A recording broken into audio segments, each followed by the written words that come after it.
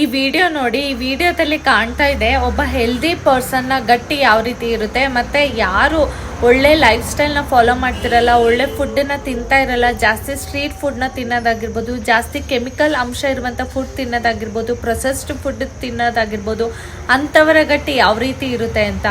So ಈ ನಿಮ್ಮ ಗಟ್ಟು ಕೂಡ ಈ ರೀತಿಯಾಗಿ ನೀಟಾಗಿ ಇರಬೇಕು, ಯಾವುದೇ ಒಂದು ಮೈಕ್ರೋಬ್ಸ್ ಇಲ್ದಲೆ ಚೆನ್ನಾಗಿರಬೇಕು ಅಂದರೆ ನಾನು ಈ ಸಿಂಪಲ್ 2 ಜ್ಯೂಸ್ನ ಹೇಳ್ತೀನಿ. ನೀವು ಅದನ್ನು ಕುಡೀರಿ ಮಾರ್ನಿಂಗ್ ಬೆಳಗ್ಗೆ ಎದ್ದ ತಕ್ಷಣ. ಫಸ್ಟ್ ಯಾವುದು ಅಂದರೆ ಕುಂಬಳಕಾಯಿ ಜ್ಯೂಸ್ ಅಥವಾ ಆಶ್ಗಾರ್ಡ್ ಜ್ಯೂಸ್. ಅದನ್ನು ನೀವು ಗ್ರೈಂಡ್ ಮಾಡಿಕೊಂಡು ಮಾರ್ನಿಂಗ್ ಬೆಳಗ್ಗೆ ಎದ್ದ ತಕ್ಷಣ ಕುಡಿಯೋದ್ರಿಂದ ನಿಮ್ಮ ಗಟ್ ಹೆಲ್ತ್ ಚೆನ್ನಾಗಿರುತ್ತೆ.